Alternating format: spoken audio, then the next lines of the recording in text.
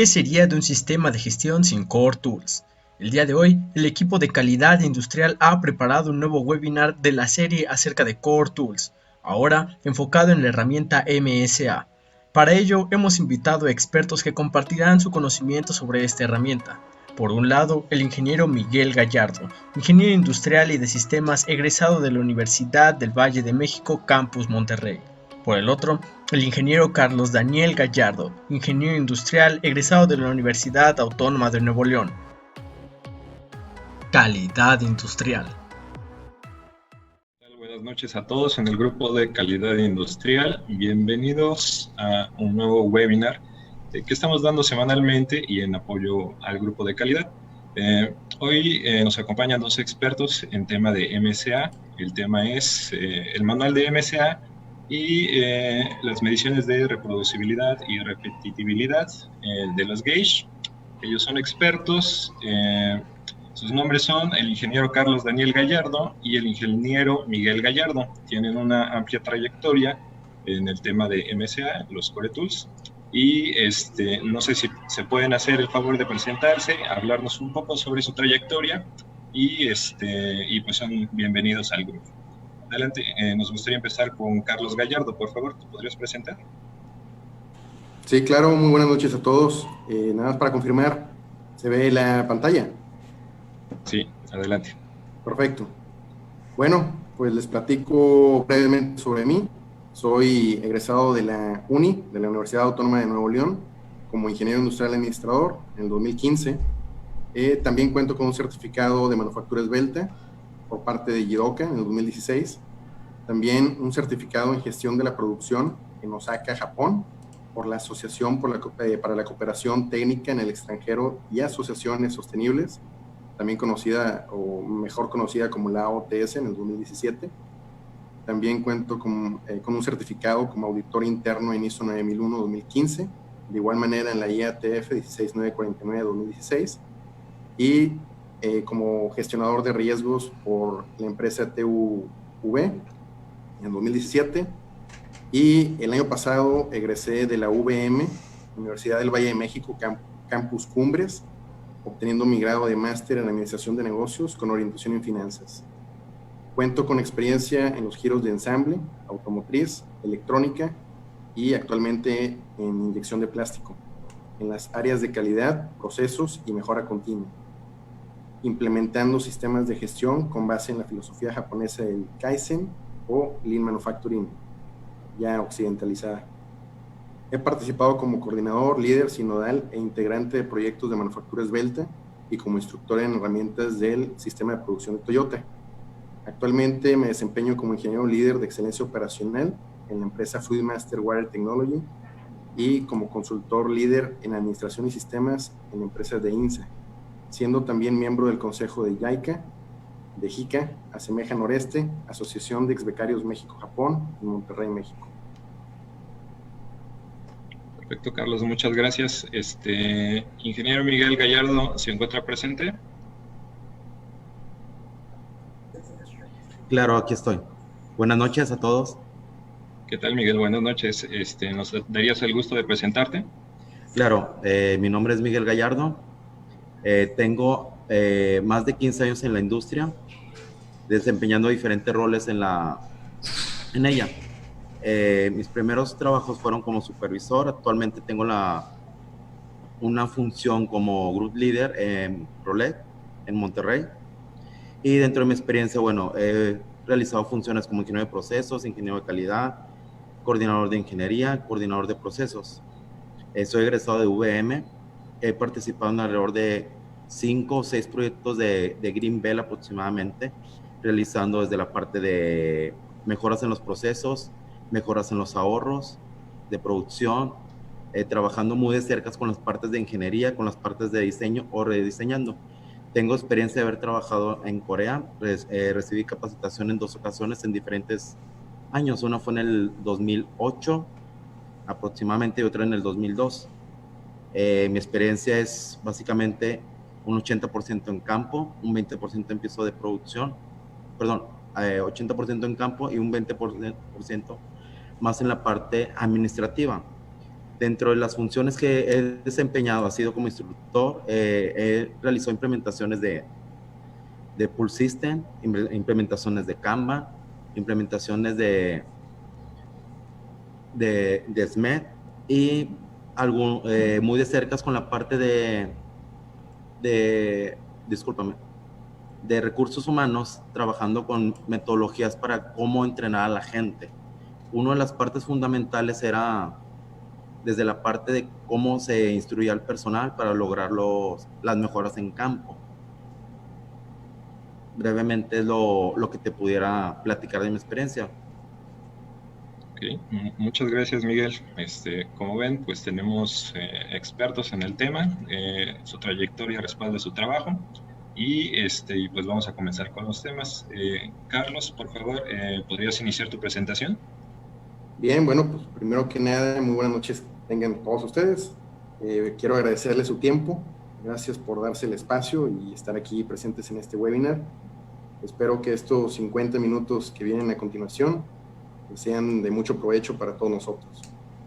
En esta noche hablaremos de forma general sobre una de las 5 herramientas esenciales, o también conocidas como las Core Tools, mencionadas en la norma IATF, la que es el MCA, o el análisis de sistemas de medición, y también uno de los estudios del mismo sistema de medición más usados en la industria, conocido como estudio o Gauge RDR. Pues bueno, primero, antes de entrar de lleno a la presentación, me gustaría compartirles esta diapositiva. Se las leo rapidito. Dice: es un gusto el saber que estás interesado en conocer las bases y conceptos principales de las herramientas núcleo desarrolladas por la IAG, cuyo objetivo es apoyar la implementación y mejora de un sistema de gestión de calidad. En la siguiente presentación conocerás la importancia del MCA y su relación con la cultura oriental. Al momento de implementar esta herramienta, te recomiendo los siguientes 4 puntos.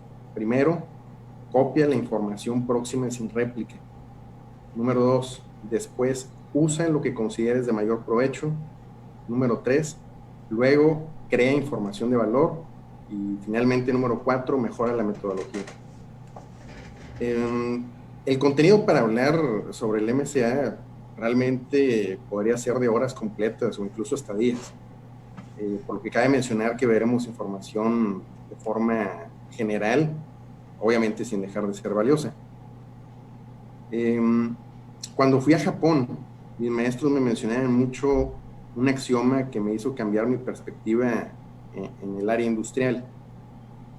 Así como la famosa ley de conservación de la energía que menciona: la energía no se crea ni se destruye, solo se transforma.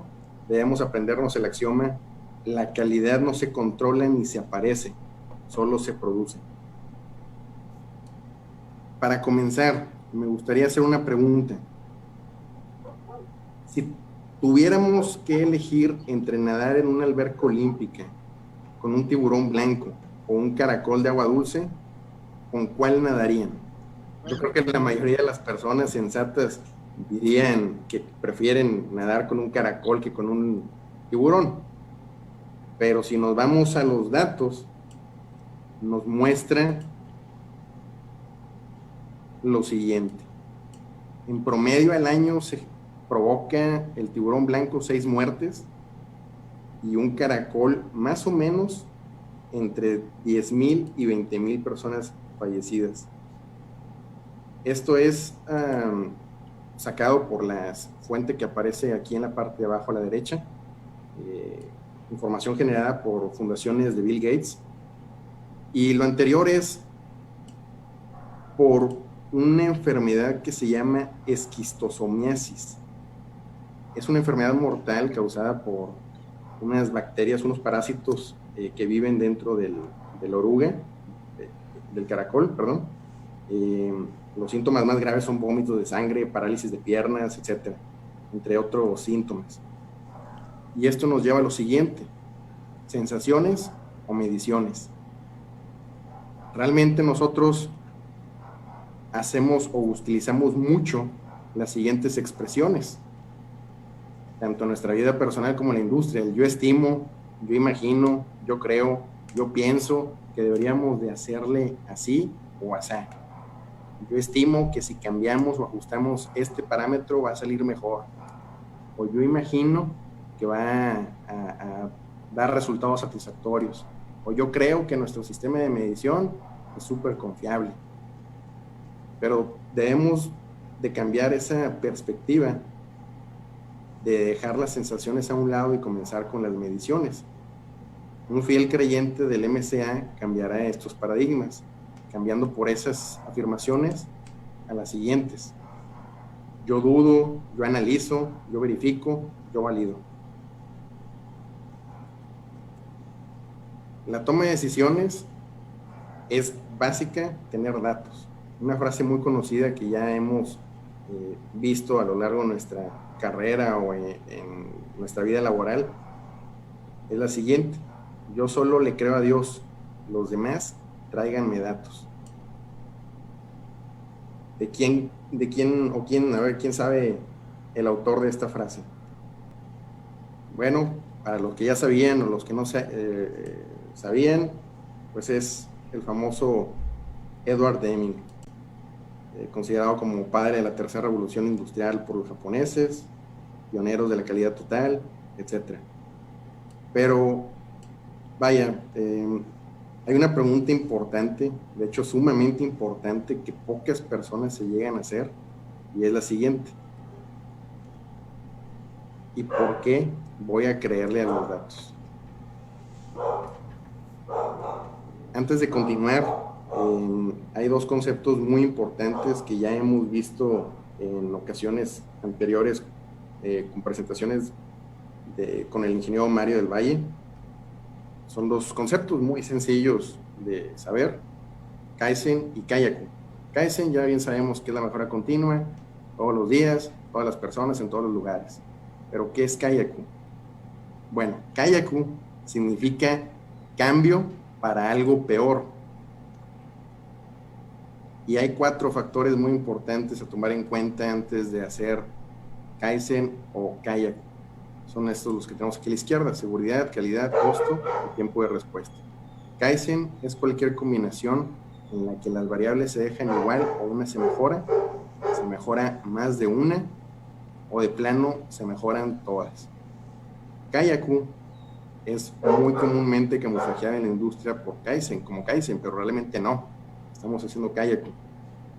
Y eso es cuando empeoramos una variable, dejamos todas igual o le damos en la torre a una, empeoramos más de una, o empeoramos de plano todas. Ahí va a ser el Kayaku-san. La importancia del MCA. Prácticamente el MCA se puede resumir en una sola pregunta. ¿Qué pregunta es? Muy sencillo: ¿cómo checa el que checa? Precisamente para evitar este tipo de situaciones.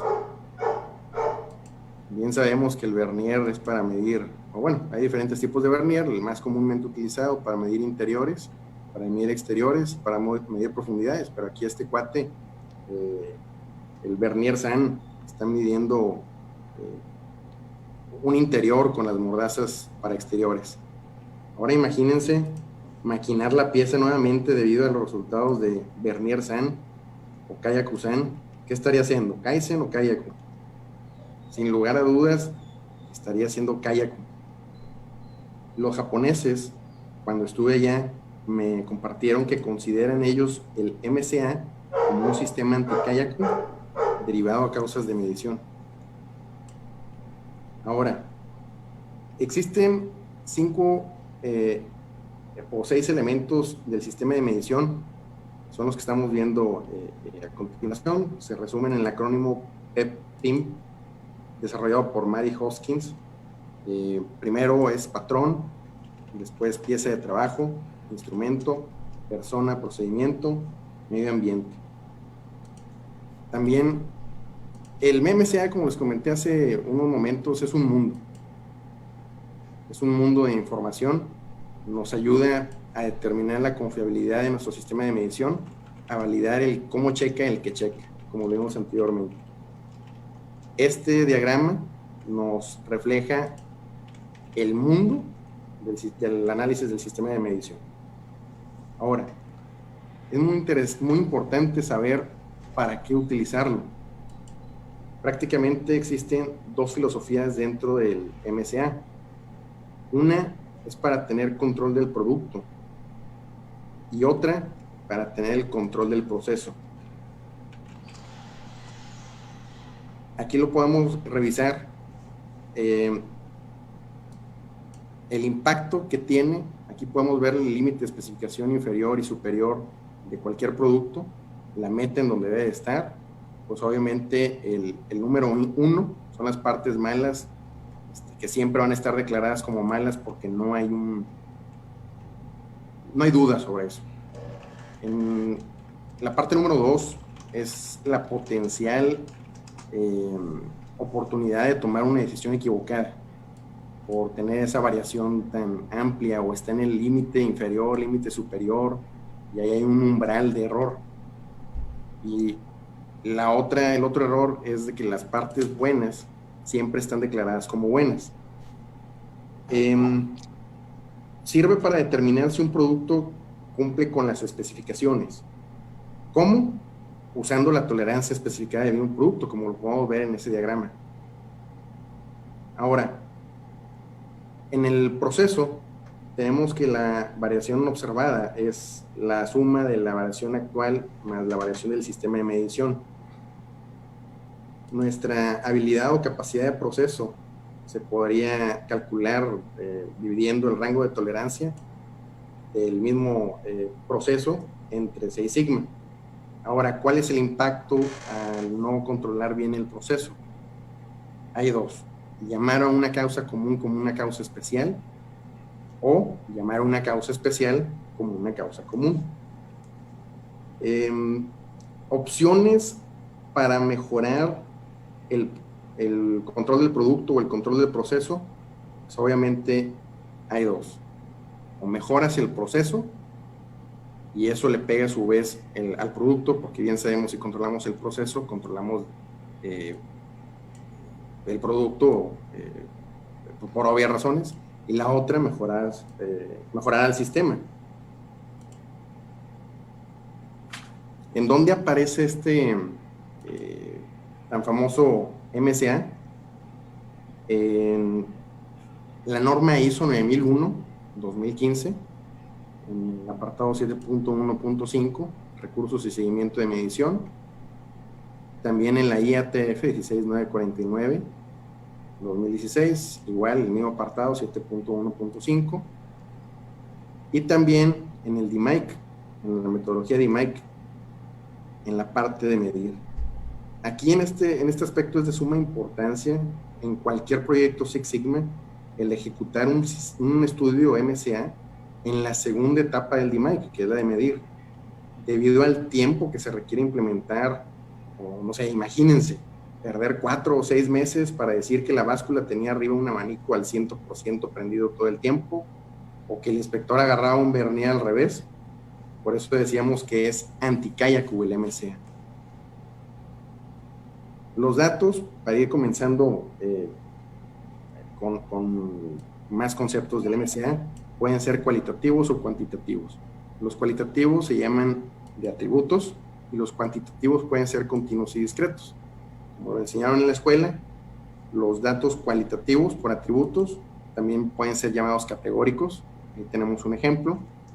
Y los datos cuantitativos pueden ser continuos o discretos. Los continuos son aquellos que se pueden dividir en enésima cantidad de veces, y los discretos son aquellos que no se pueden dividir, por ejemplo, la cantidad o el número de piezas defectuosas, o el número de tarimas, el número, etcétera. Números completos. No podemos decir, es 3/4 de pieza defectuosa. No, sigue siendo un dato completo.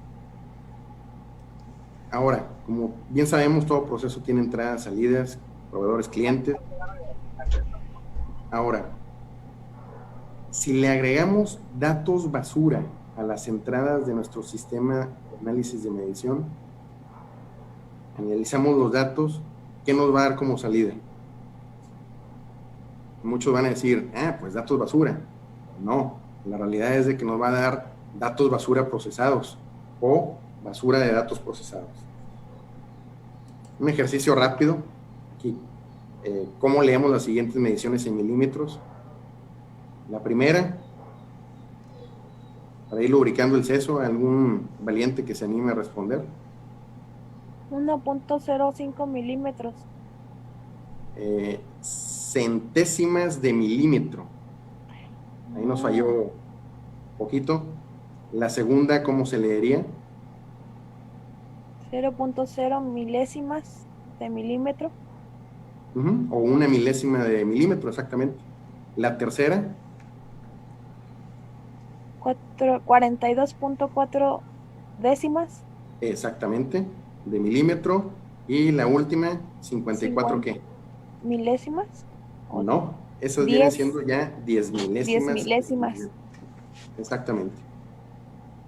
Ahora, para continuar con conceptos básicos, sesgo y varianza. Esos son un par de conceptos muy importantes y ahorita lo vamos a ejemplificar con el deporte favorito de muchos. En este caso es el soccer. Ahí vemos el balón en la parte de abajo. Ahora, ¿quién me puede decir de manera breve el significado de cada concepto? Comenzando por sesgo. ¿Qué entendemos por sesgo?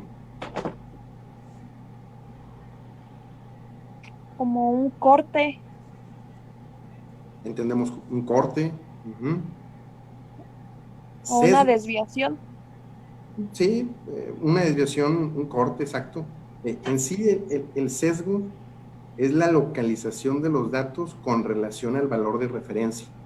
Como bien mencionaron ahorita, pues tiene una desviación.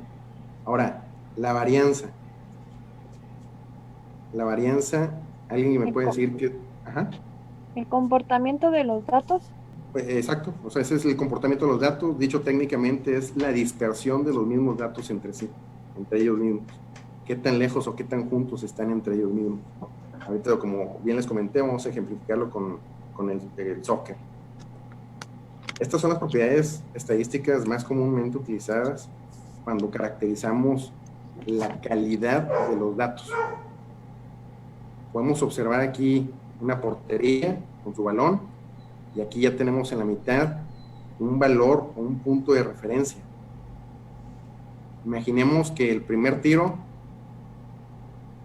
va exactamente al centro. ¿Habrá sesgo o no habrá sesgo? No, el sesgo de aquí es 0 completamente. Ahora, pero si ya tiramos el segundo y Clever falló. Ya existe el sesgo. Y también existe varianza. El tercer tiro, allá gol de campo. Cuarto tiro, demasiado efecto. Quinto tiro, travesaño y sale. También, ¿de qué otra forma los podríamos conocer coloquial e inversamente a estos conceptos, tanto al sesgo como a la varianza? No es como con la exactitud y la precisión. Exactamente, precisamente esos son los conceptos coloquiales que utilizamos e inversos al sesgo y a la varianza. Entre menor sea la varianza, más precisos son nuestros datos. Y entre menor sea el sesgo, más exactos son los mismos datos. Ahora, si ya sabemos que la varianza pues nos genera bastante problemas, de hecho es mucho más complicado reducir la varianza que reducir el sesgo. Pero bueno, una pregunta, ¿con qué palabra japonesa se podría llamar a la varianza? Tenemos la palabra muda, tenemos la palabra muri, y tenemos la otra tercer mu, que es mura. Mura significa variación o irregularidad. Esto es lo peor para Kaizen y también para MCA, porque imaginemos que nos están cambiando el valor de referencia a cada rato. En lugar de hacer Kaizen, vamos a hacer Kayaku. Es el enemigo número 1 de Kaizen y MCA. De hecho, tan malo es que podría llegar a encubrir una ineficiencia de proceso. Ahora, gran parte del trabajo del MCA es dirigirlo al monitoreo y control de la misma variación. Vamos a ver al final, en la conclusión, una recomendación, resumen de la presentación que estamos viendo. Ahora, algo importante también, la mala calidad de los datos se origina por la variación excesiva. Así que ya vimos, es lo peor para Kaizen y lo peor para MSA. Acá tenemos un ejemplo. Este tanque de agua desmineralizada para alguna planta termosolar o qué sé yo. La pregunta es, ¿creen que arroje el mismo resultado si lo medimos a 20 grados centígrados y otra vez a 38 grados centígrados? Lógicamente no. Exactamente, por la dilatación térmica, es lo que nos dice nuestro sentido común. Habría que probar, porque tal vez está con algún tratamiento térmico o cubierto, etcétera. Pero nuestro sentido común nos indica que si hay una variación, los resultados van a ser distintos. Por eso vuelvo a repetir, la variación es lo peor que podemos tener en MSA y en Kaizen. Otro ejemplo muy clásico que también vivimos casi al día a día en nuestras empresas. Esta es una típica de calidad. El clásico de que producción dice, no le hables al inspector Julio, porque él siempre rechaza el material. Mejor espérate el cambio de turno a que entre Luisa, porque ella siempre lo pasa. Eso sucede muy seguido en muchas empresas. Y eso, volvemos a lo mismo. Mura, variación de criterios. Al tener variación, todo nuestro sistema se viene abajo. Continuamos con términos indispensables en cualquier MSA.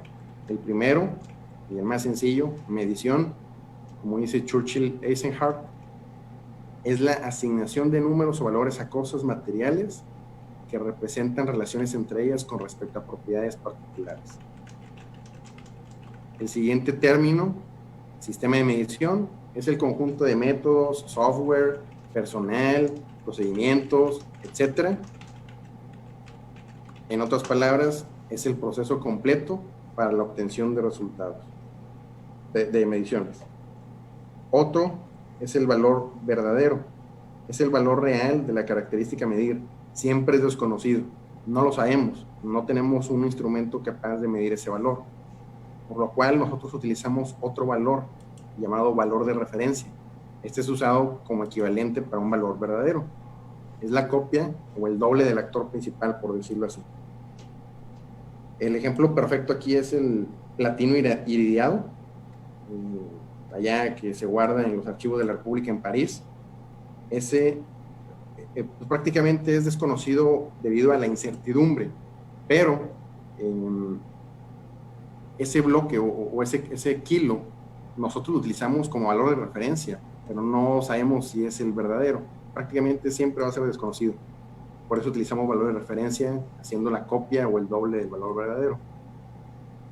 Los últimos dos términos indispensables. El primero es gauge, es un dispositivo usado para la obtención de mediciones, comúnmente usado en pisos de producción, conocidos como dispositivos pasa o no pasa. Aquí tenemos tres imágenes. El primero a mero a la izquierda es un típico gauge go-no-go para diámetros externos, diámetros internos. Normalmente se caracteriza el lado verde, el lado pasa, donde tú insertas el pin y debe pasar libremente. El lado rojo obviamente debe topar o no debe pasar la apertura del diámetro interno. El segundo es de diámetros externos y el tercero puede ser utilizado para tanto diámetros como alturas. De un lado es el no pasa y del otro lado es el pasa. Otro término es el patrón, la base acordada para comparar. En este caso, longitud, metro, puede ser centímetro, nanómetro, etc. Y así para todas las demás magnitudes o patrones. Ahora vamos a pasar a las características del equipo de medición. Aquí, pues estas características definen el comportamiento de los instrumentos de medición. Esto es importante porque entre mejor sean estas características, más alto obviamente será el precio del equipo. Pero aquí cabe mencionar que el mejor equipo de medición del mundo no siempre será el mejor para nuestra industria. El mejor instrumento de medición siempre será el que mejor se adapte a nuestras necesidades. Muchas personas hablan de resolución, discriminación, sensibilidad y legibilidad dentro de los MCA como si fueran términos iguales, pero realmente no es así. Son parecidos, pero diferentes. Ahorita lo vamos a ver. La resolución indicada, o simplemente resolución, es la resolución aparente, no la verdadera. Algo similar a lo que acabamos de ver con el valor verdadero y el de referencia. Pero aquí ya hablamos de resolución. Esta es la unidad mínima elegible del instrumento de medición. También se conoce como discriminación o legibilidad. Prácticamente nosotros vemos el instrumento de medición y el número más pequeño que veamos, ya sea digital o analógico, esa es nuestra resolución indicada. Ahora, esta resolución, ¿por qué estará determinada? Prácticamente y sencillamente por el mismo diseño del instrumento. Ahora pasamos a la otra resolución, que es la resolución efectiva o verdadera. Es el umbral del sistema de medición con la variación del proceso para una aplicación particular. Es medida con números de categorías distintas, también se conoce como sensibilidad. Aquí podemos ver la variación de proceso y en la parte de abajo el número de categorías distintas. Entre menor sea nuestro número de categorías, pues no podemos leer nuestra variación de proceso, no podemos leer ni siquiera nuestro proceso. Entre mayor categorías tengamos, podemos leer más, de una forma más efectiva nuestro proceso. Ahora la pregunta es, ¿por qué estará determinada esta resolución? Prácticamente depende de la resolución anterior, o sea, de la resolución indicada, de la calidad de fabricación, mantenimientos, condiciones ambientales de funcionamiento, etc. Aquí tenemos el número de categorías. La formulita es la raíz de 2 por la variación de la parte entre el gauge R y R. La variación de 2 es 1.41, por lo que si vemos ese número, pues es prácticamente lo mismo. Ahora, para que un sistema de medición sea aceptable, antes de pasar aquí a la regla 10A1, debe de tener mínimo 5 categorías distintivas. Esto significa que puede ser usado para controlar la variación del proceso. Tenemos también una regla 10A1, regla empírica de 10, que nos indica algo a continuación, pero aquí tenemos un componente donde aquí tenemos las especificaciones máximas y mínimas. ¿Cuál será la tolerancia de esta especificación si hablamos de los diámetros internos que tiene aquí el soporte metálico? La tolerancia de esta especificación, ¿cuál sería? 0.001. No, la tolerancia es la diferencia entre la especificación máxima y la mínima. En este caso sería... Es 0.6. Es 0.06. 0.06. Exactamente. Ahora, si damos pie a nuestra regla 10A1 o nuestra regla empírica de 10, ¿cuál sería nuestra resolución que debamos de tener? Muy sencillo. Deberíamos de dividir la tolerancia del proceso al menos en 10 partes.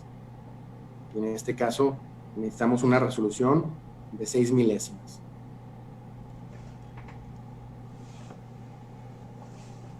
Pasamos a conceptos que dependen derechamente de localización. Uno es la exactitud. Lo pongo ahí entre paréntesis, ya vimos que es lo inverso coloquial al sesgo. La exactitud es la cercanía con el valor verdadero. Otra característica es la linealidad.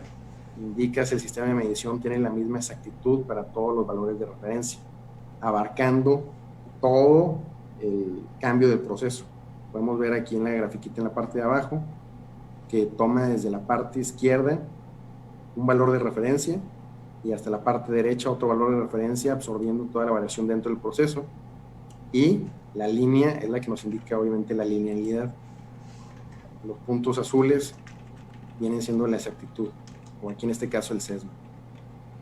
Otra característica por localización es la estabilidad, muy sencilla, es el cambio del sesgo a través del tiempo. Variación caracterizada por ancho de dispersión, tenemos dos. Una es la repetitividad, que es la variación causada por el dispositivo de medición, y otra, reproducibilidad, es la variación causada por el sistema de medición. Aquí cobran importancia el sistema o el análisis o estudio de R&R, de repetitividad y reproducibilidad. Para que quede más claro, la repetitividad es la variación que se observa cuando el mismo operador mide la misma parte muchas veces, usando el mismo método bajo las mismas condiciones. O sea, es la variación causada por el dispositivo. Ahora, la reproducibilidad es la variación observada cuando diferentes operadores miden la misma parte muchas veces usando el mismo sistema de medición bajo las mismas condiciones. Aquí tenemos una tablita que nos indica el porcentaje de variación del proceso y el criterio de aceptabilidad. Si es menor del 10%, el sistema de medición es completamente aceptable. Si tenemos entre un 10 y un 30%, el sistema de medición es aceptable, dependiendo de la aplicación, el costo del dispositivo de medición, costo de reparación y diversos factores. Si tenemos un porcentaje de variación mayor al 30%, el sistema de medición no es aceptable y debe ser mejorado. Tenemos prácticamente dos estudios Gauge R&R. Uno es el de atributos y otro es el de variables.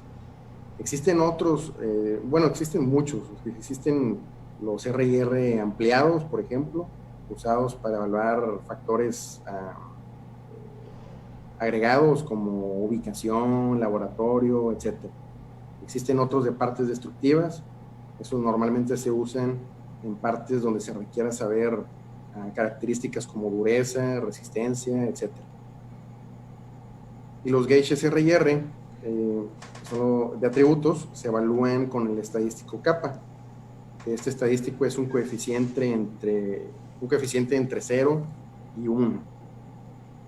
Podemos tener aquí una representación gráfica del estudio R&R de atributos. Antes de la inspección son desconocidos, después de la inspección o se aceptan o se rechazan. Por eso es un atributo. Después de la revisión de los aceptados, ¿cuáles fueron aceptados reales? ¿Cuáles fueron defectos inadvertidos que los dejamos pasar? Estos son potencialmente malos, porque nos pueden generar, aquí lo podemos ver en el trapecio con el inciso B, nos pueden generar una queja de cliente. Y después de la inspección tenemos también los rechazados, y de esos rechazados después de la revisión, ¿cuáles fueron defectos reales o cuáles fueron defectos falsos o también conocidos como falsas alarmas?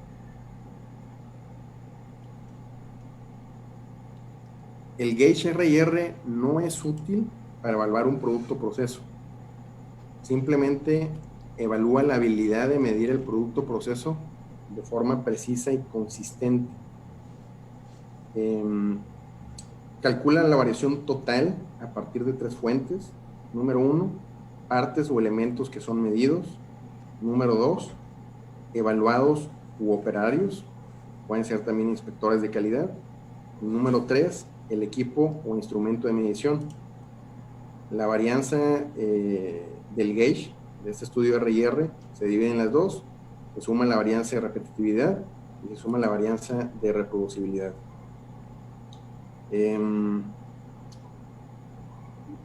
Algunos aspectos que influyen en la repetitividad pues van desde la habilidad de un operador de repetir de manera consistente la misma medida del mismo elemento, utilizando el equipo bajo las mismas condiciones, como ya lo hemos visto. Y a los operarios, la capacidad del equipo de medida, utilizada por varios operadores, de reproducir consistentemente la misma medición del mismo elemento bajo las mismas condiciones. Los pasos para la elaboración de un gauge R&R: contar con un instrumento de medición calibrado y que aplique la regla 1 a 10 o la regla empírica de 1 a 10. recolectar la cantidad de piezas a controlar debe ser igual o mayor a 5. Normalmente en las empresas se utilizan 10 piezas que representan el rango esperado de la variación del proceso. Esto es importante porque aquí debemos de agarrar piezas desde lo más bajo que tenemos en la especificación con la variación normal del proceso hasta la más alta. Me ha tocado en algunas ocasiones ver que los estudios lo realizan con las mismas piezas, con medidas muy parecidas, muy similares. Si así es el proceso, está bien, no hay ningún problema. Pero si las escogieron a propósito para este estudio, está mal. Una recomendación es que agarren piezas a inicio de turno, otras otro día, otras a final de turno, etc. Paso número 3. Seleccionar a mínimo. Usualmente se seleccionan a 3, que medirán las 3 partes en orden aleatorio. Eso también es importante. ¿Por qué? Porque cada una de las piezas va a estar identificada. Nosotros la vamos a identificar con alguna etiqueta, con algún plumón, con lo que sea, pero debemos de hacerlas en orden aleatorio. ¿Por qué? Porque pasa mucho que el operador dimensiona en la primera ocasión y ya para la segunda ya se acordó el orden de las mismas piezas. Para eso es hacerlo de manera aleatoria. Paso número 4, calcular los estadísticos. Paso número 5, analizar los resultados. Aquí tenemos un ejemplo de gauge RR, donde están las 10 partes, 3 operadores, 3 veces medidas cada una. Tenemos los resultados, donde tenemos ahí la variación total, la variación de la parte, la reproducibilidad y la repetibilidad. Tenemos ahí un resultado de 9.42, que está circulado de rojo a la parte de la derecha.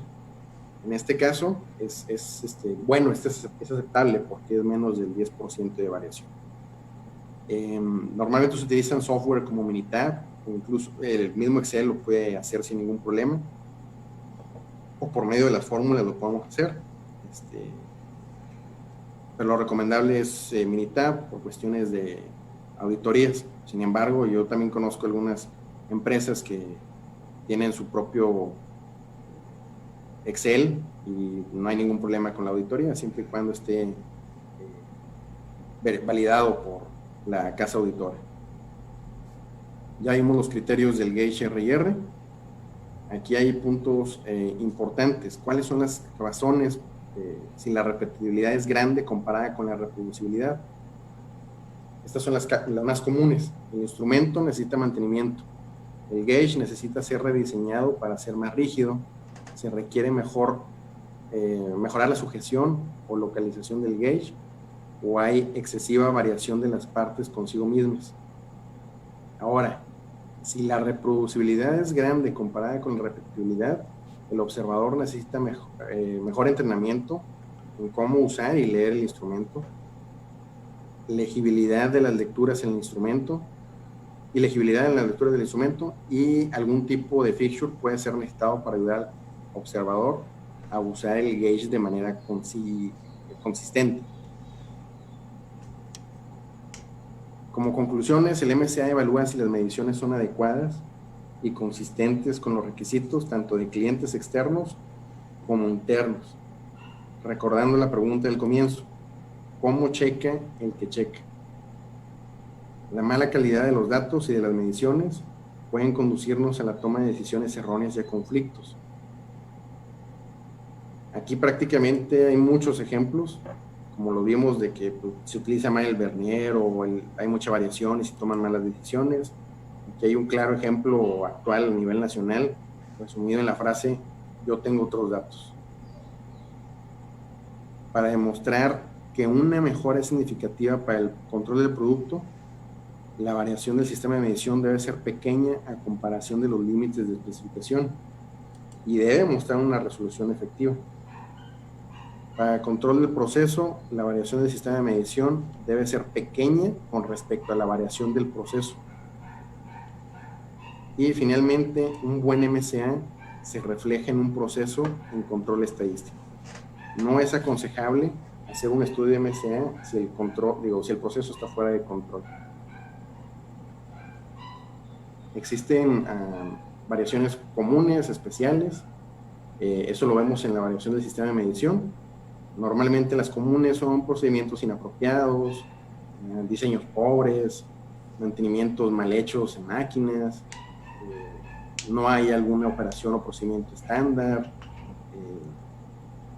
no sé, condiciones de trabajo inadecuadas como iluminación, ruido, polvo, calor, ventilación, etc. Esas son causas comunes. Y las especiales pues son pobres ajustes del equipo, operador dormido o ausente, controladores defectuosos, mal funcionamiento de las máquinas, mal funcionamiento de las computadoras, lotes de materia prima de mala calidad, variaciones de energía, de voltaje, etc. Esas son causas especiales. Así como aquí abajo a la derecha aparecieron 3 siglas, ERC, así como para la MEF, que las personas que ya conocemos la herramienta, estaba el NPR, ahora llamado como AP, Action Priority. Debemos de recordar estas siglas para el MCA. La E significa eliminar, la R significa reducir, y la C significa controlar la variación. Recomendaciones. Los valores registrados deben de corresponder realmente a lo que hemos observado. Aquí es difícil creer que estamos viendo a la misma persona, a la misma mujer. Lo que voy con esto es no al maquillaje de datos. Realmente lo que nos da es lo que debemos de apuntar.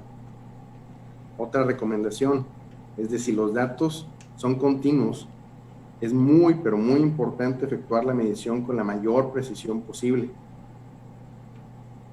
Ya vimos, hay una regla muy útil que nos ayuda mucho, no nos soluciona el sistema de medición, pero sí nos ayuda a aumentar categorías, a hacer que nuestro estudio sea más confiable y efectivo. La regla empírica 10:1.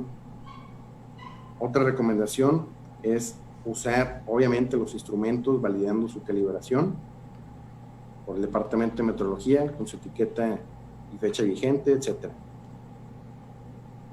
Y finalmente, la última recomendación es usar adecuadamente los instrumentos de medición. No usarlos como lo estamos viendo aquí en las imágenes. Utilizar el vernier para rascarse o medir distancias o medidas que no se deben medir de esa manera. Gracias. ¿Alguna duda? Me fui rapidito por cuestiones de tiempo. Esto es muy de manera general.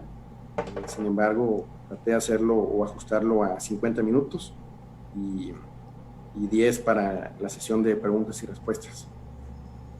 Muchas gracias, ingeniero Carlos Gallardo. Parte de miembros, ¿hay alguna pregunta? ¿O en Face que haya aparecido? Hola, buenas noches. Buenas noches. Yo sí tengo una pregunta. Claro. Por ejemplo, en el archivo de Excel que nos acabas de compartir, ¿ahí se podría observar el valor capa? No, el valor capa, como mencioné, es para gauge R&R de atributos. El que enseñé es gauge R&R okay. de variables. Por variables. ¿Perdón? De acuerdo. Sí, por nada. El kappa prácticamente es un coeficiente del 0 al 1. Entre más alto sea, mejor el resultado. Y eso va a depender, como lo vimos acá, me regreso rapidito, en esta esquemita. Depende de algunas cosas, prácticamente estas 4. Después de la revisión, las piezas que el inspector o operador aceptó, que realmente están categorizadas como piezas aceptables. Supongamos una pieza plástica, defectos muy comunes, lluvia, fractura, etcétera. La lluvia, debemos de tener criterios tanto en dibujo o criterios externos o directamente con cliente para determinar la lluvia no mayor a 10 milímetros, por ejemplo. Depende de la pieza, depende del proceso, etc. Pero vamos a tener piezas aceptables, que realmente fueron aceptables, o piezas que el operador aceptó que son rechazos, o sea, hace que la pieza es defectuosa y el operador o el inspector de calidad dijo sí, son correctas o pásala, cuando realmente no deberían de pasar. Esa es la peor condición que nos pueden meter en quejas de cliente. Y las otras dos condiciones o situaciones, después de la inspección, las piezas rechazadas o las que nosotros hayamos seleccionado en nuestra muestra de 30 o 50 piezas para hacer el estudio de R&R de atributos, las piezas rechazadas, ¿realmente las rechazamos tal cual o rechazamos piezas buenas? Falsos rechazos o falsas alarmas. Eso también nos genera obviamente costos internos, scrap alto, etc. Pero prácticamente con esas 4 resultados, tantas buenas que eran buenas, cuántas dijiste que eran buenas, cuántas malas pasaste como buenas, cuántas malas que eran malas dijiste que son malas, y cuántas buenas dijiste que son malas, tenemos el coeficiente kappa. Buenas noches, tengo una consulta. Sí, claro, buenas noches. ¿Qué tal?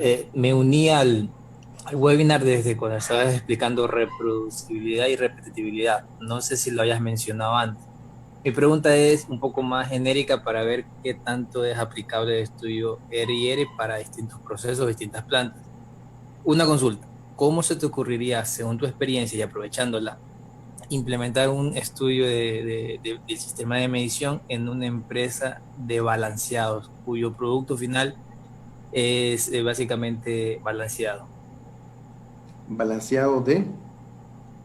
De lo que sea, por ejemplo, balanceado para avícola. ¿Estamos hablando de empresa alimenticia, por ejemplo? Sí, exactamente. Los kilogramos de balanceada de una empresa alimenticia para aves, por ejemplo, para gallinas, pollos de domicilio o de crianza. Entonces, dentro del sistema hay muchos puntos de medición, pero ¿cómo se te ocurriría a ti implementar un sistema o aplicar un sistema a una empresa alimenticia, sea el ejemplo que te digo, sea otro? A lo que me voy es para evaluar la generalidad de esta importante herramienta. Para comenzar, necesitaríamos revisar si el proceso está dentro de control, porque si está fuera, de nada serviría realizar el estudio de sistemas de medición, porque obviamente nos va a dar resultados desfavorables. Después de determinar si está en proceso, hay diferentes herramientas. El gauge R&R no es exclusiva, pero podríamos hacer un gauge R&R anidado para meter algunos otros factores o variables en ese proceso. Inge, tengo una pregunta, Pablo Fidel Delgado. Sí, claro. Hablabas, y eso lo veo muy permeado en JICA, hablaban de que la calidad no se controla, se crea. ¿Hay una empresa que no tenga control de calidad? ¿Toyota no controla la calidad? Toyota sí, tiene un departamento de calidad, sin embargo, lo que realizan es distinto a lo que realizan las empresas occidentales. ¿No la controlan? ¿Perdón? ¿No controlan la calidad? Porque crear la calidad es lo mismo a diseñar un producto que no pueda fallar. Y ambos sabemos que hay probabilidades de falla. Y cuando hay probabilidades de falla, debe de haber un control de la calidad. Si no tienes un control de la calidad, difícilmente podrás conseguir los objetivos. Claro, es comprensible eso, pero seguimos teniendo el enfoque muy occidentalizado. El enfoque oriental no es tanto controlar la calidad, sino controlar el proceso. Y ahorita mencionaste un punto importante de puede fallar. El SPC controla el proceso, ¿no, Inge? ¿Perdón? El SPC controla el proceso. Sí, claro, el SPC es un control de proceso directo, sin embargo, nada más nos muestra y es una herramienta que se utilizamos tal cual, sin conjunto con algunas otras herramientas, tales como Pocayoke, no nos sirven de nada. Y de hecho, ellos están migrando a desaparecer el departamento tal cual de calidad y enfocan mucho en implementar Pocayokes. De hecho, las líneas de Toyota, la cantidad mínima que tienen de Pocayokes en línea son 15. Y en promedio las empresas mexicanas tienen 2, 3 pocayoques. Ok, gracias. Okay, adelante. Muchas gracias, Inge Carlos. ¿Alguna otra pregunta que tenga? Sí, ¿Alguien si fíjate, tiene algún? Adelante. en Facebook nos están preguntando, en una prueba R&R de un operador, ¿se debe comparar su índice kappa con el de otros dos operadores? De hecho, el índice kappa nos indica qué tan bien y qué tan mal lo hicieron cada uno. Así que sí, se podrían comparar, pero en sí el estudio se toma en los 3 resultados en general, por lo que si uno es muy bajo, el resultado general va a ser bajo y el estudio va a ser inadecuado. Ahí nos da pie, por ejemplo, pongamos que el resultado de una persona fue de 93% o 0.93%, de otra del 91%, y del tercer operador o inspector fue del 0.58% o 0.58 o 58%. Ahí es claro que ese operador necesita una capacitación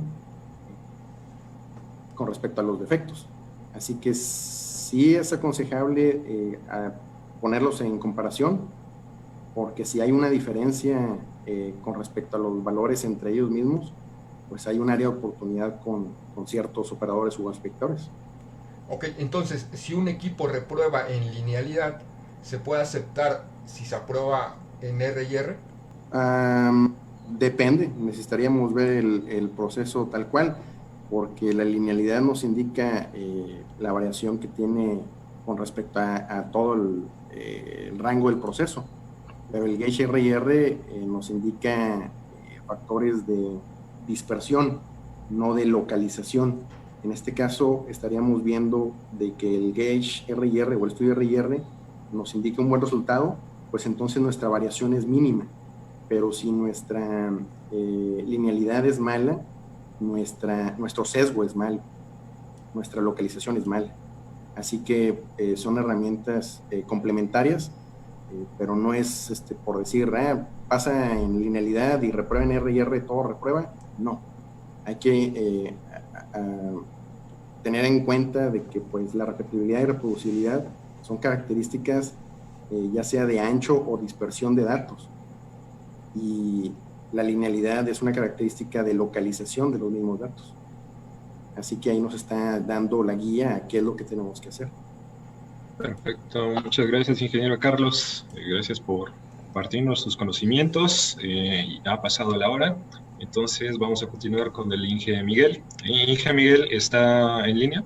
Listo, bueno, complementando la información que dio mi tocayo, bueno, voy a explicar un poco lo que he vivido en campo, las experiencias que me ha tocado y cómo lo he visto yo, sobre todo en la parte de producción o de proceso o en la parte de calidad.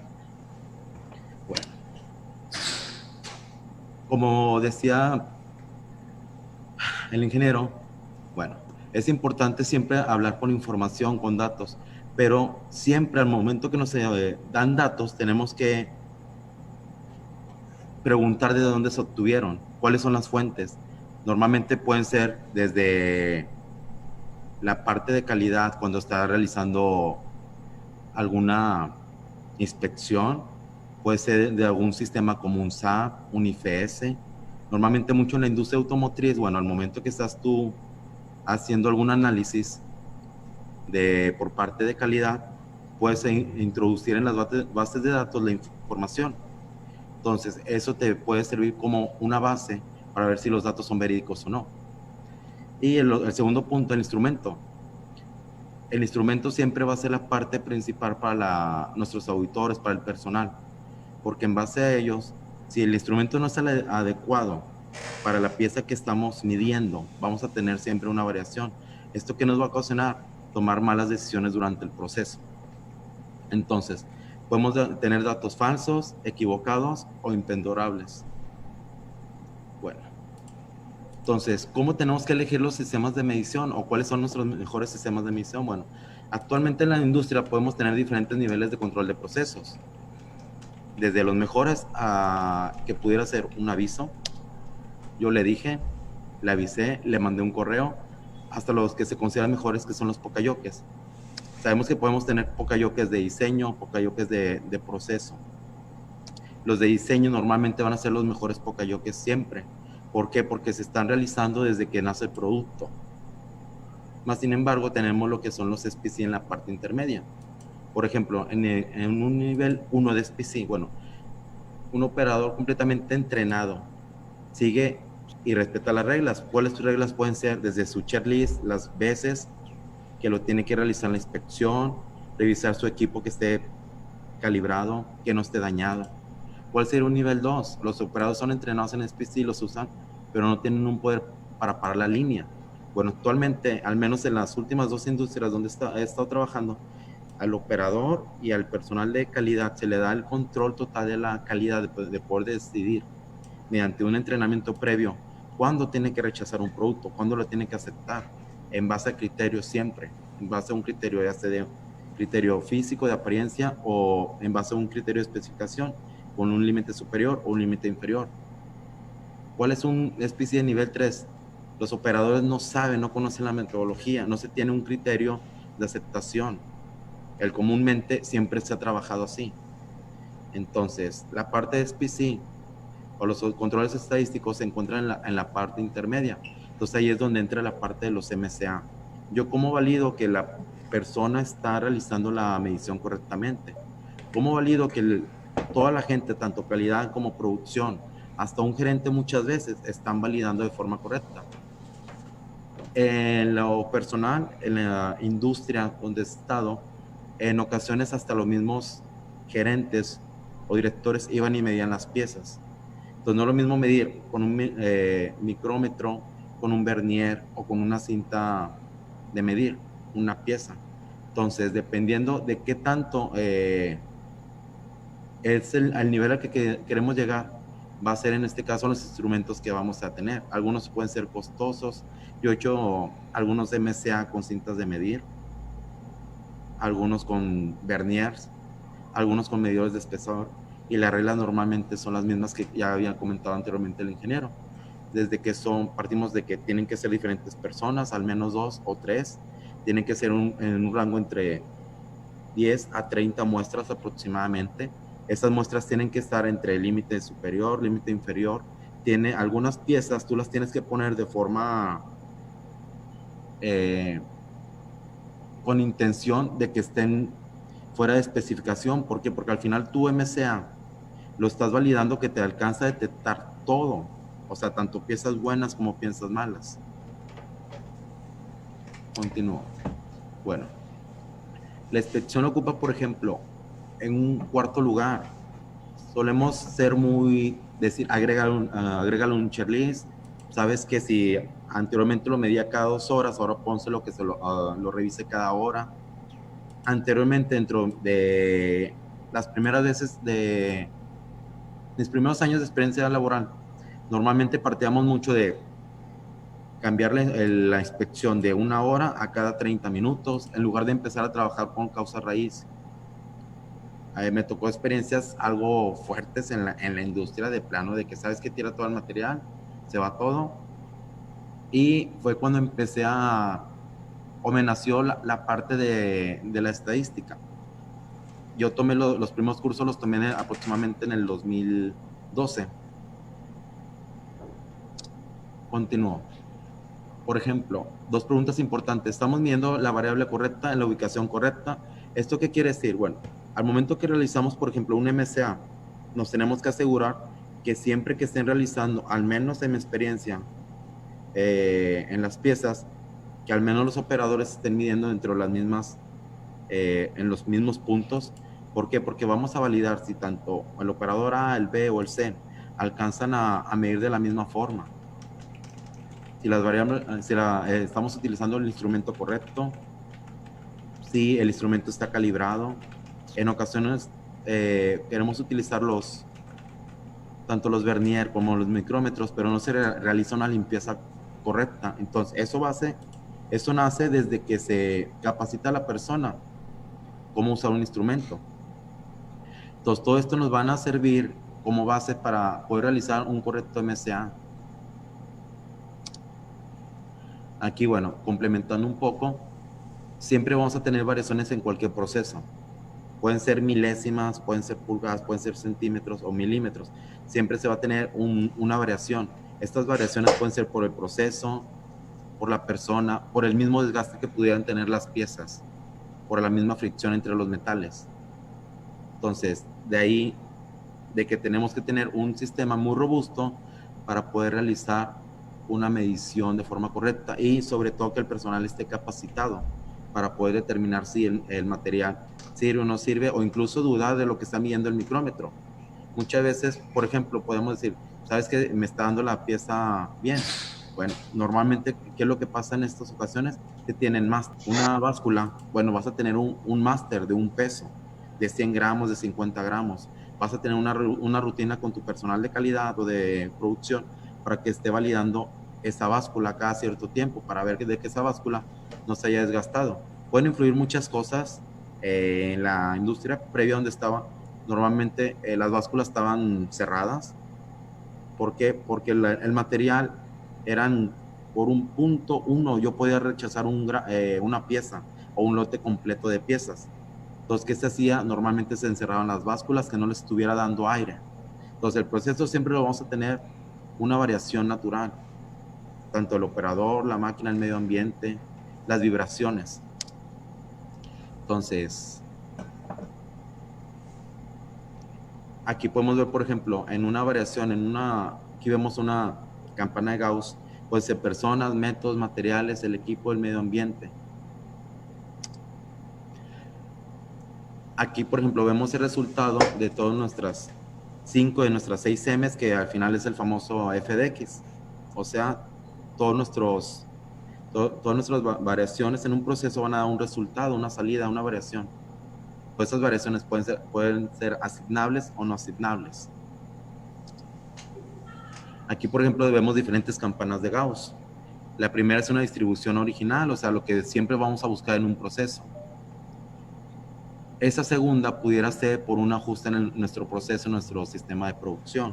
Llegó el técnico, le movió un poquito el parámetro y se corrió toda la dureza hacia un lado, hacia un extremo o hacia el otro. O llegó el operador, movió un tornillo de posición y el tope ya no está llegando a la misma posición donde está ahora, y ahora está punzonando en diferente posición. Eso lo podemos determinar normalmente con los SPC. El cambio de la dispersión o una variación constante. Al momento que tenemos este tipo de gráficas, bueno, nuestro proceso nuestra variación es muy grande.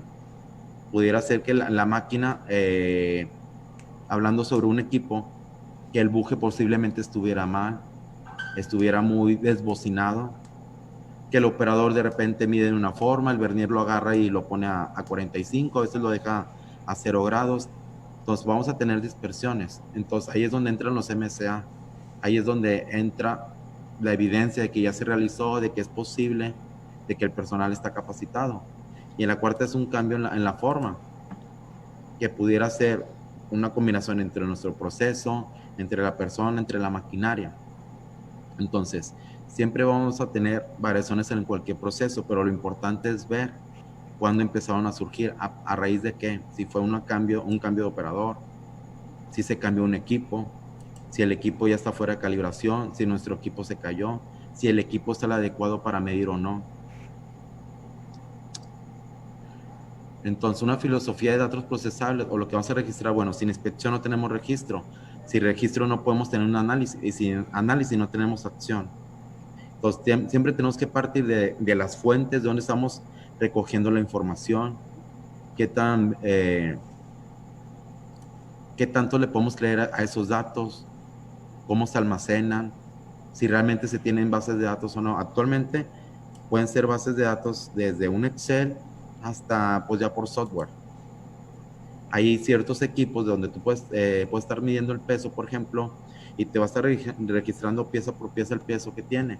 Vas a saber si tu pieza está en el límite inferior, límite superior, si el peso está variando, si se mantiene de forma constante. O incluso me ha tocado trabajar con equipos de sistemas de visión donde te detecta milésimas de pulgada. Cada cierto tiempo se está registrando la información. Esa información puedes sacarla hacer registros, revisar si tu equipo de medición está leyendo de forma correcta. Por ejemplo, si esa medición que estás teniendo, tú la puedes replicar en otro equipo. Si las condiciones o todos los estándares que estás haciendo en tu equipo, lo puedes replicar en los demás y va a ser el mismo resultado. Entonces, de ahí nacen los patrones que tú puedes determinar. Entonces, muchas veces los procesos pueden ser predecibles. Por ejemplo, tú puedes mover una temperatura, sabes si el material se te va a adelgazar, si se va a hacer más grueso, más delgado. Entonces, podemos tener variaciones desde nuestra materia prima, que se cambió de lote, llegó con más dureza, llegó con menos dureza, llegó con más elasticidad, con menos elasticidad. Entonces, ahí es donde van a entrar cualquier control estadístico que tengamos. Entonces, nuestros gauge radar, ¿para qué nos van a servir? Bueno, básicamente al momento que decidimos hacer un gauge radar, es o porque nos pide una certificación o porque estamos implementando algún proyecto de Six Sigma. Entonces, dentro de la parte de gauge radar, dentro de un proyecto de Six Sigma hay un punto donde te pide que revises tu equipo, cómo estás midiendo alguna pieza, la pieza que trae el problema, cómo lo estás evaluando. Ahorita igualmente más adelante voy a mostrar un poquito un estudio que realicé hace años sobre cierto equipo. Entonces, ¿qué es lo que nos va a garantizar un gauge radar? Tanto la repetibilidad como la reproducibilidad. Básicamente, que si yo pongo cualquier persona ahí, los datos sean muy similares entre sí. E igualmente, si la persona está midiendo una vez, 2 veces, 3 veces, 4 veces, siempre obtenga la misma medición. Entonces, pero eso no solamente va a depender del equipo, va a depender de la capacitación que tenga la persona. Incluso de su sistema motriz, si lo quieren ver así. O sea, si pongo una persona a medir con un micrómetro y le tiembla la mano, te va a dar una variación. Entonces son puntos muchas veces que se nos escapan a los profesionistas. Entonces, siempre vamos a evaluar la parte humana de igual forma. Entonces, la reproducibilidad significa que cualquier empleado puede obtener la misma valor o un valor muy similar. De ahí la importancia de que si estamos utilizando un flexómetro, una regla, un vernier, un micrómetro, y qué tanta resolución va a tener. Si la resolución es muy pobre, hablando de resolución, por ejemplo, que te lea .1 o .001 o .0001, entre mayor resolución es mucho mejor en el equipo. Sobre todo cuando estás evaluando básculas, por ejemplo, que vas a rechazar por .1, .2, .3 gramos. Entonces, entre mayor resolución sea el equipo, es mucho mejor, pero igualmente tiene diferentes costos. Digo, siempre, muchas veces tú pagas la precisión con un mayor costo en cualquier equipo. Entonces, las pruebas que se realizan en los gauge pueden ser de atributos o variables. He realizado algunos para evaluar auditoras de calidad, por ejemplo, para ver si todas las auditoras pueden tener el mismo criterio para rechazar una pieza, si todas ven que es un azul muy oscuro o muy fuerte. ¿Por qué? Porque muchas veces me pasaba que la gente me decía, es que trae un rayón, pero bueno, si este rayón no lo alcanzas a percibir a 2 metros, bueno, pues no lo vas a ver, y mucho más si la pieza está colgada hasta 3 o 4 metros. Entonces, ahí la importancia de que si tenemos auditoras de calidad, por ejemplo, realizar un gauge por atributos. O sea, en mi caso, ¿qué era lo que realizaba? Bueno, agarraba una tarima, un pallet de 25, 30 piezas y plantaba ciertos defectos que yo había evaluado como experto junto con mis compañeros o mi compañera. ¿Qué evaluaba? Si todas las auditoras siempre era el mismo criterio para rechazar las piezas, si se le pasaban o no. ¿Eso por qué lo realicé? Porque era a veces broma de que una auditora pasara un defecto y otra después no lo aceptaba. Entonces, a raíz de eso, aprendí que siempre teníamos que tener un documento de aceptación de cualquier tipo de rechazo. ¿Para qué? Para tener un estándar. Si yo trabajo con estándares, bueno, cualquier cosa va a ser mucho más lean. Y no quiere decir de que tengas 30, 40, 50 defectos en tu estándar. Normalmente tienes que trabajar con los paretos. ¿Cuáles son los defectos más comunes? Si el defecto se alcanza a ver a cierta distancia, si es de apariencia, si es de seguridad, corre un riesgo de seguridad o de funcionalidad. Y la parte por variables, o sea, al momento que estoy realizando una medición. Continúo. No todos los datos son no todos los datos son datos de atributos. Por eso tenemos los gates de variables. Entonces, como ya comentaba, podemos revisar desde apariencias hasta lo que son dimensionales el peso de una pieza, la longitud, el grosor, la tonalidad. Normalmente, entonces, en cualquier proyecto de Six Sigma, yo puedo evaluar, partiendo de esa parte, simplemente si la pieza la estoy rechazando de forma correcta, estoy aceptando algo que me va a impactar en el campo. Entonces, el Gauge viene en parte con el SPC, porque durante el SPC tú vas a poder detectar si tu variación es constante o no. Recordando, normalmente en el SPC tú vas a tener siempre dos límites, los que van a ser de especificación y los que tú vas a definir en el proceso. ¿Para qué? Para que si tu límite se va fuera del proceso, sale un poquito fuera del proceso, no te alcanza a impactar en la especificación de nuestro cliente, o la especificación que te está dando el cliente, o la especificación que te da el diseño. Entonces, de una forma rápida, al momento que estamos evaluando entonces un Gauge NR, siempre tengo que revisar que tenga dos personas que puedan medir la pieza, 2 o 3. Yo normalmente lo he realizado con 2, que sean datos entre 10 a 30, y que nuestros datos estén entre los límites inferiores o superiores, y plantarles algunos que estén dentro de los que sean defectos, para siempre validar que nuestro Gauge NR va a alcanzar a detectar esos defectos. ¿Qué es lo que pasa cuando no tenemos piezas fuera de especificación? Bueno, muchas veces las tenemos que crear. Piezas en el límite superior, piezas en el límite inferior. ¿Por qué? Al momento que tú obtienes los resultados, la mayor variación tiene que estar en la parte de tu material o de las piezas que tú revisaste. No la variación tiene que estar en las personas, porque la variación está entre las personas. ¿Qué es lo que quiere decir? Que una te va a aceptar el material, otra te lo va a aceptar, una te lo va a rechazar cuando está bueno, una te lo va a aceptar cuando está malo. Entonces, durante el Gauge NR, ¿qué es lo que buscas? Que la mayor variación se concentre en tus piezas a analizar, en tu grupo de 10, 15, 20 o 30 piezas que estás analizando, no entre las personas. Entonces, podemos realizar los gauge tanto en Excel como en Minitab. En Minitab normalmente son 4 o 5 clics y vas a tener un resultado. Lo importante sería ver si se va a aceptar o no, en base a qué, a la forma de leer la información. Ahí te puedes dar cuenta si una persona está leyendo, pero está midiendo más arriba, más abajo. Si una persona, hablando de un micrómetro o un vernier, la persona aprieta mucho el equipo, no lo aprieta, lo deja muy, muy suave. Hace ratito comentaban de que si tengo un grupo de 3 personas y hay 2 personas que miden muy similar y hay un tercero que no, bueno, creo que se tiene que hacer, capacitar al tercero, ver cómo está midiendo él.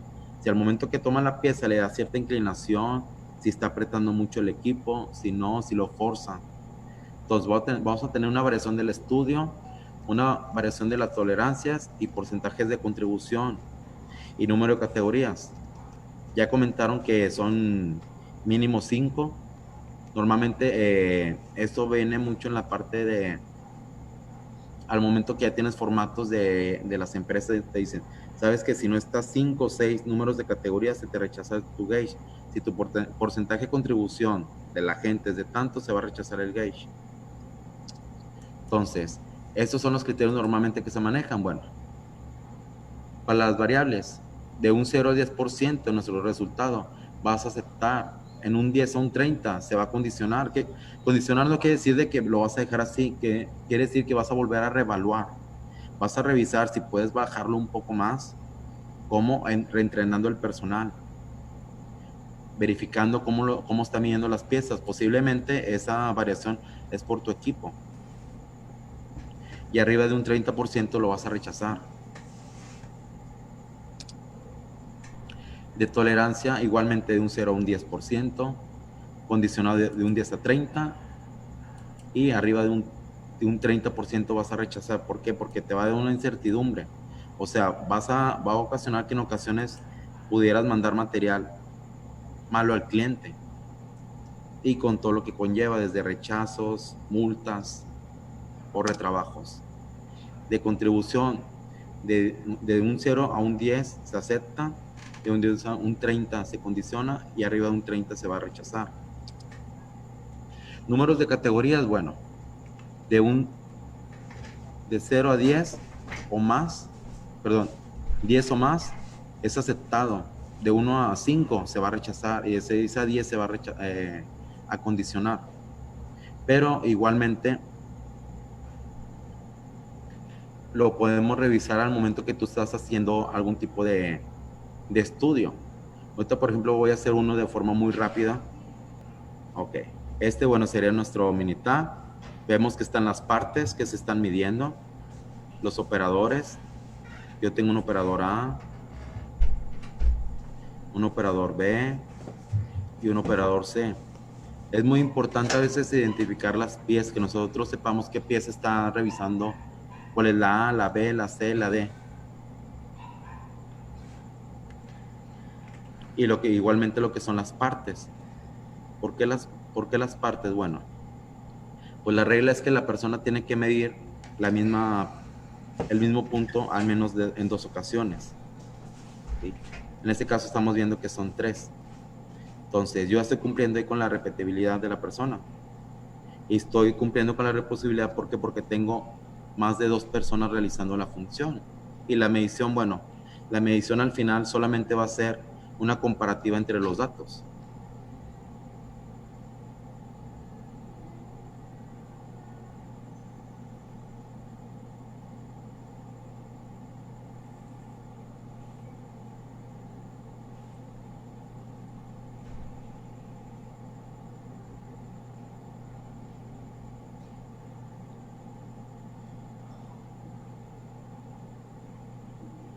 Por ejemplo, aquí en el ejercicio vemos que, bueno, aquí vienen nuestros porcentajes de contribución.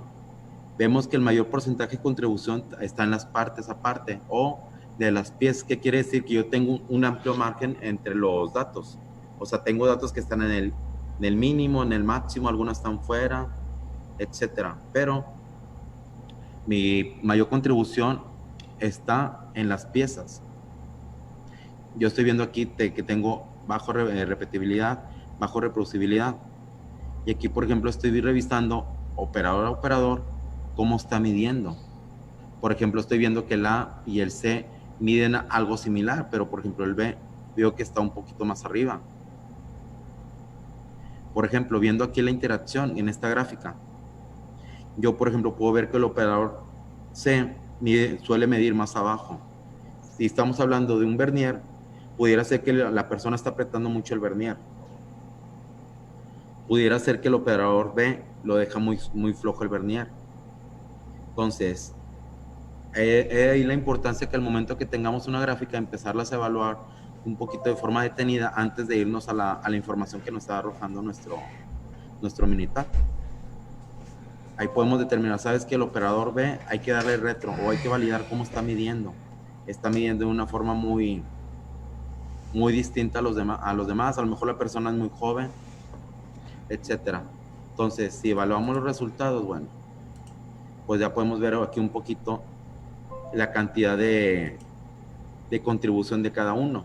Bueno, por ejemplo, aquí estamos viendo que el total de categorías son 4. Si nos vamos a la regla, bueno, pues aquí estaría rechazado. ¿Por qué? Por la cantidad de categorías que nos está arrojando. Aquí lo que es el total del gauge es un 27%, o sea, casi está en un 30%, entonces estaría condicionado, pero por la cantidad de categorías tú lo vas a rechazar. Entonces, ¿cómo ha sido en la industria cuando me ha tocado implementarlo? Bueno, ese es un poquito un proyecto de ese SITMA que realicé hace tiempo. Igualmente revisar mis paretos, los principales causas que se tenía, evaluar, hacer un mapeo del proceso de forma rápida, hacer los planes de mejora, de medición. Pero, por ejemplo, aquí está un equipo. Entonces, por ejemplo, este es un medidor de espesores. Por ejemplo, aquí yo obtuve un 12% de mi total del gauge. Era menor al 20% que en ese entonces me pedían a mí en ese entonces para poderlo aceptar. ¿Sí? Aquí la cantidad de categorías era de 11. Yo pudiera decir, si me voy a la regla, sabes que está condicionado, pero la cantidad de categorías se acepta. Lo pude volver a reevaluar. Incluso aquí estamos viendo, por ejemplo, la contribución de pieza a pieza o de parte a parte, de qué es la mayor contribución. Aquí, por ejemplo, vemos la gráfica, cómo están muy similares los puntos entre uno y otro. E igualmente aquí, yo lo realicé con 2 operadores. Por ejemplo, aquí evalué 2 tipos de equipos. Era un medidor de espesor y un micrómetro en ese entonces. ¿Con qué me quedé trabajando al final? Con un medidor de espesor. ¿Por qué? Porque era mucho más económico. ¿Por qué? Porque yo quería cambiar de un vernier, que era una prueba destructiva que realizaba, a un medidor de thickness o de espesor. Entonces, en ese entonces lo tuve que realizar. E incluso en la industria automotriz te dice, bueno, si vas a cambiar de un equipo a otro, tienes que hacer su evaluación antes de poder decidir con cuál te vas a quedar.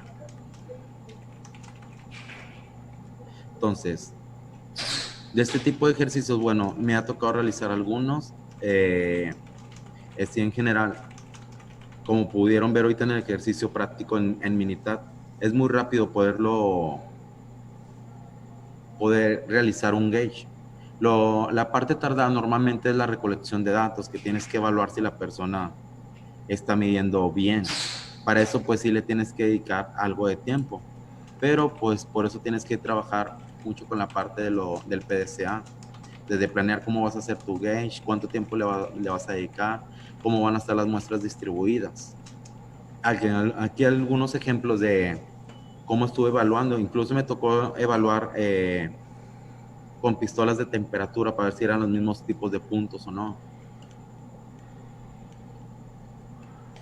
Entonces, la parte importante durante el MCA y después la parte del SPC es que tú escojas tu equipo adecuado con el que vas a medir, la gente esté capacitada, conozca la importancia de por qué utilizar ese equipo, conozca la importancia de por qué el equipo tiene que estar calibrado, conozca la importancia de por qué si se daña no tenga miedo muchas veces a decir, ¿sabes qué? Se me cayó. Bueno, somos humanos, en algún momento se te puede caer el equipo. Digo, me ha tocado en lo personal de que se daña el equipo, no quieren decir de que se cayó o no. Bueno, ahí tienes que ver cómo lo vas a preservar, si lo vas a tener en una caja, si tiene que ser en un ambiente controlado o no. Hasta aquí serían mis comentarios. No sé si tengan alguna duda. Buenas noches, yo tengo una duda.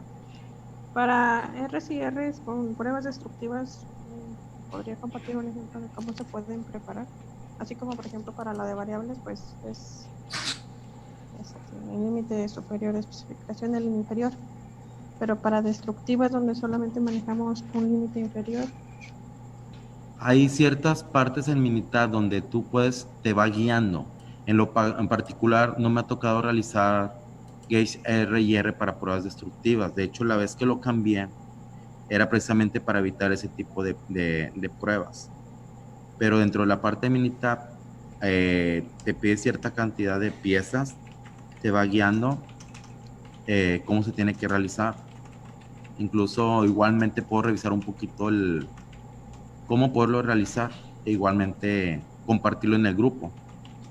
Nos preguntan en Facebook. Complementando un poquito, pudiera realizar una prueba de potencia en Minitab para determinar la cantidad de pruebas a realizar.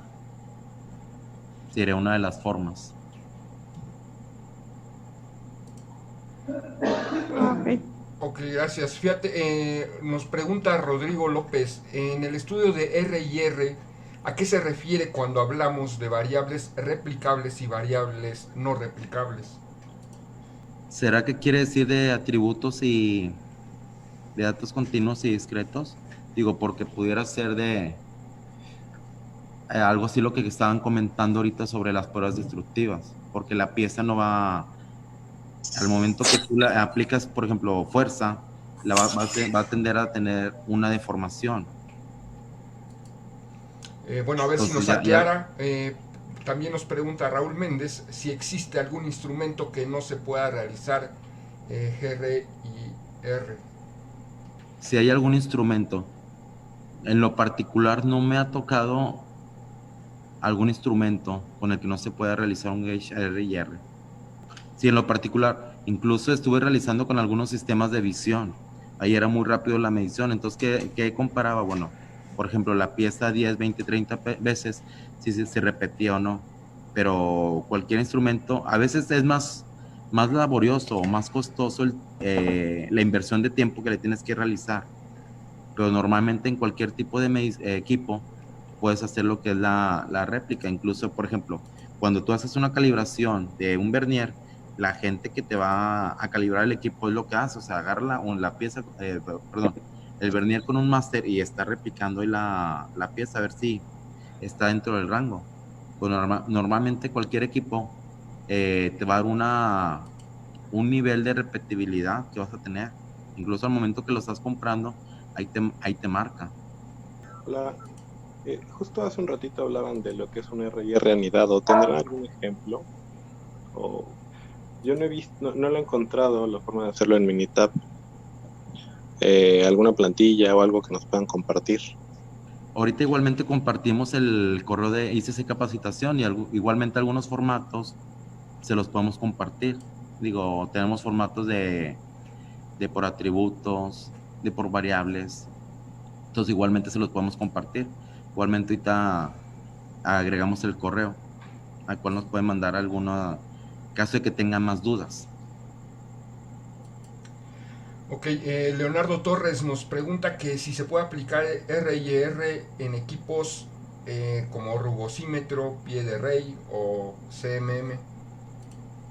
Ok, igualmente como comentaba ahorita, sí se pueden aplicar, pero para eso ya es una combinación. Por ejemplo, si vas a revisar con un pie de rey, pues primero tienes que validarlo con bloques master para revisar de que siempre esté la misma medición. Pero en el caso de un pie de rey, por ejemplo, si ya estás moviendo el pie de rey un poco, ya no va a estar en la misma posición posiblemente. Ahí te puede ocasionar una medición. Entonces, tienes que cuidar mucho la estática de la pieza, cómo la vas a colocar. Porque es al momento de que cargas el equipo, lo mueves un poco, tienes que asegurarte nuevamente que esté en cero. Y uno de los puntos importantes al momento que estés realizando un gauge R&R es la limpieza que vas a tener en el equipo o el tratamiento previo que le dices al equipo para poderlo empezar a realizar. Pero nuevamente, normalmente en cualquier equipo tú lo vas a validar teniendo un máster. Siempre en la industria, si estás validando un peso de una pieza, bueno, pues yo recomiendo tener un máster, que sepas de que ese máster es de 50 gramos, de 50. Si estás validando algún pie de rey, por ejemplo, ya que tengas un máster, un blog de la dimensión, y cada cierto tiempo validar de que no tengas variación en la medición que te está arrojando. De ahí la importancia ya que del mantenimiento de los checklists que tengas en tu equipo. Digo, un rugosímetro en lo particular no me ha tocado utilizarlos, pero ahí si estás midiendo superficies, bueno, tienes que tratar que sea la misma superficie, porque por ejemplo estás midiendo una pieza y la mueves un poco, 1 o 2 milímetros, bueno, ya no va a ser el mismo punto en tu equipo, ni en la persona que lo está realizando. Entonces, normalmente, ¿qué es lo que tienes que hacer ahí? Bueno, marcas el punto donde va a medir el operador o la inspectora de calidad y te aseguras de que mínimo te esté midiendo en el mismo punto. A lo mejor va a apretar un poco más el equipo o un poco menos, pero mínimo te estás asegurando que está midiendo dentro de la misma área. Imagínate, estás revisando una caja, el ancho de una caja con un micrómetro, y una persona llega y revisa en la orilla, y otra persona llega y lo mide en el centro. Bueno, ahí ya no estás midiendo en el mismo punto, entonces te va a dar una variación muy grande, y obviamente tu gauge se te va a rechazar, porque para empezar no está cumpliendo ni siquiera en el mismo punto. O el mismo operador, peor aún, llega y mide, por ejemplo, en una orilla, y después, ¿sabes que ahora empieza a medir, como en la segunda ocasión, en el centro? Bueno, ahí ya no se va a cumplir midiendo en el mismo punto. Entonces, cualquier equipo se puede medir, pero tienes que tener cuidado de cómo lo vas a utilizar. Por eso la importancia de planear un poquito, cómo vas a invertirle un poco de tiempo. Bueno, ¿cómo va a ser la prueba? ¿Cuáles son mis variables? Tengo que tener una mesa, si lo hago en piso de producción, lo hago, por ejemplo, en una oficina, o lo hago directamente y que le esté a temperatura ambiente 30, 40 grados centígrados. O sea, son variaciones a veces que no consideramos, pero se tienen que considerar para que tu gauge pueda ser aceptado o rechazado, o no sobre rechazar algo que posiblemente iba a funcionar. Digo, incluso hasta una mesa, imagínense, tú pones a una persona a medir en una mesa, y la mesa está, no sé, 50, a una altura de 50 centímetros, y la persona se tiene que estar irguiendo o agachando, doblando las rodillas. Ahí le estás metiendo ya factores de ergonomía incluso. Buenas tardes. ¿Sí me escuchó? Sí, claro. ¿Cómo estás, Miguel? Entonces tú comentas, Silverio Cruz, tú comentas que hay que definir primero el método antes de iniciar el estudio de gauge RR, tomando en cuenta todo lo que comentas anteriormente, temperatura, tener controlada la temperatura, tener controlada lo que es las iluminaciones, y de esta manera pues evitar las variables. ¿Es cierto o me equivoco? Así es.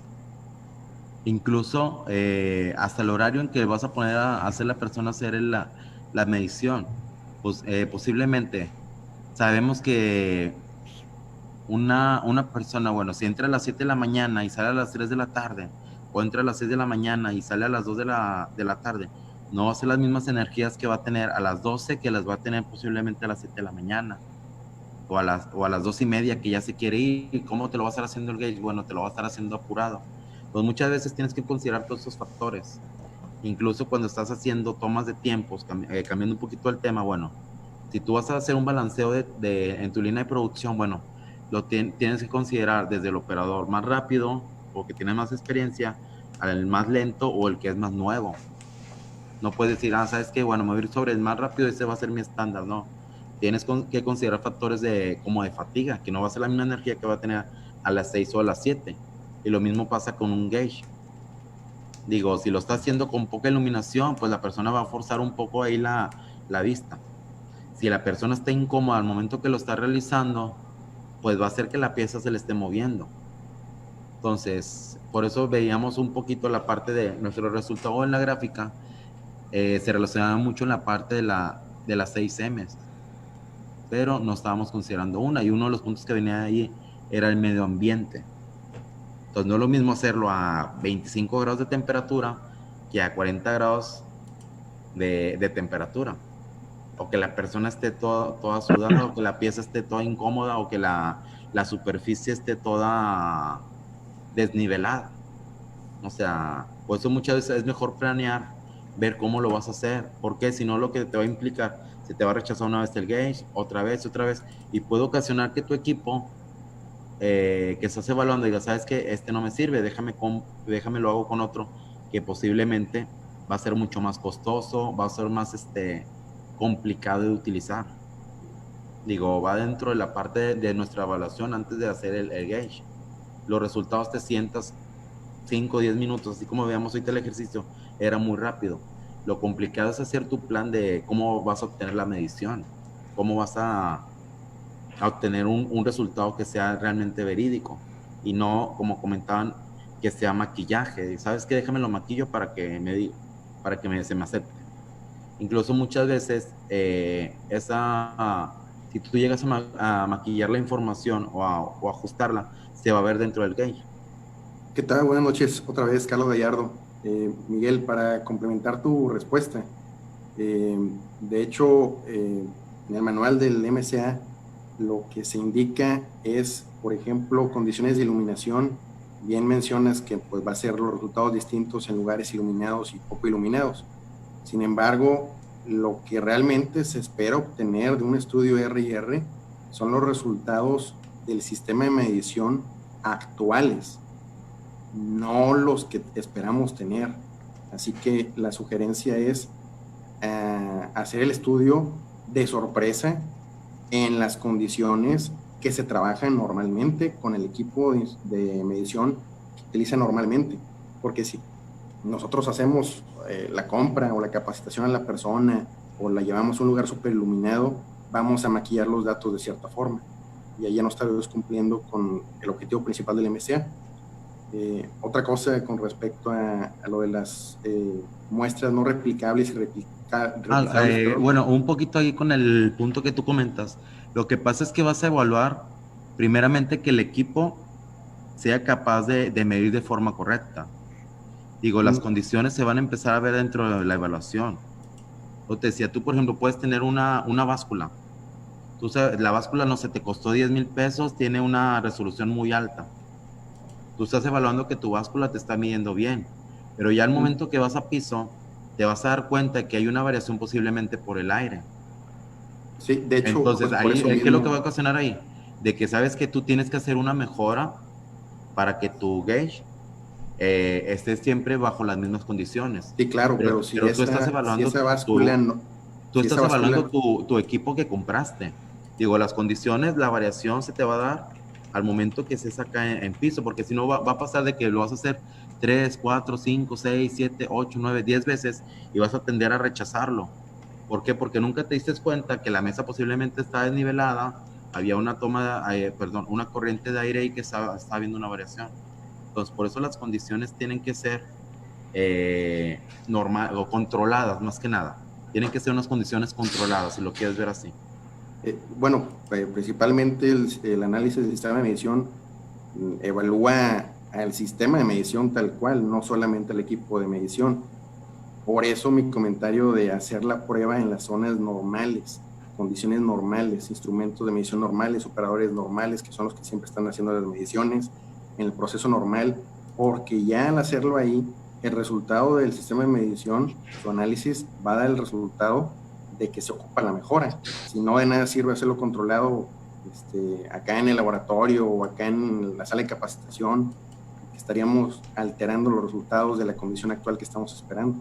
Pero bueno, eso lo indica el manual del MCA. No sé si quieran decir algo ya para terminar la reunión. Sí, claro, y digo, ese era un punto. El otro punto era de las pruebas no replicables y replicables. Las replicables son las que se pueden utilizar N cantidad de veces, y las no replicables son las que se utilizan solamente una vez, o sea, la destructiva. También hicieron una pregunta hace rato de cómo hacer la RIR en pruebas con piezas destructivas.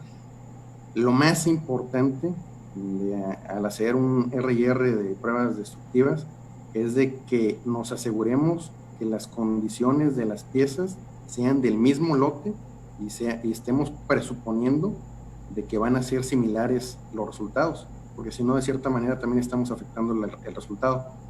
Y con respecto a la otra pregunta que hicieron sobre el RIR anidado, es muy parecido al RIR que mostró Miguel en el Minitab. Simplemente lo único que cambia es de que las piezas son anidadas, o sea, son exclusivas hacia una sola persona, o sea, un solo operador. De ahí en fuera todo el proceso es normal, normalmente 10 piezas, 2 o 3 operadores, 3 veces cada una. Además que en este caso cada operador tiene piezas distintas, especiales o exclusivas, como le queramos ver. Ok, gracias Miguel. ¿Algún último punto? Bueno, primero que nada, muchas gracias por el tiempo que me dedicaron para, compartir un poco de la experiencia que tengo, que me ha tocado ahí dentro de la industria. Espero, que se pueda volver a repetir esta invitación que recibí. Y por segundo, bueno, se les invita, bueno, normalmente hacemos cursos de SPC, de MSA en el ICC. Entonces están invitados el día que tengan cualquier duda, igualmente me pueden escribir. Estoy en el grupo. Tengo ya de tiempo de conocer a Fidel. Y bueno, nuevamente muchas gracias por la invitación, sobre todo. Digo, estoy muy agradecido por poder compartir un poquito de la experiencia que me ha tocado en la industria. Ok, perfecto, gracias. Muchas gracias, Carlos y Miguel, por compartir sus conocimientos, y a todos los presentes que estuvieron, y muchos están aprovechando todo el conocimiento que tienen. Entonces los webinars van a seguir, seguro están invitados si gustan repetir. Hay demasiados temas que se pueden abarcar y también los temas que piden los miembros del grupo.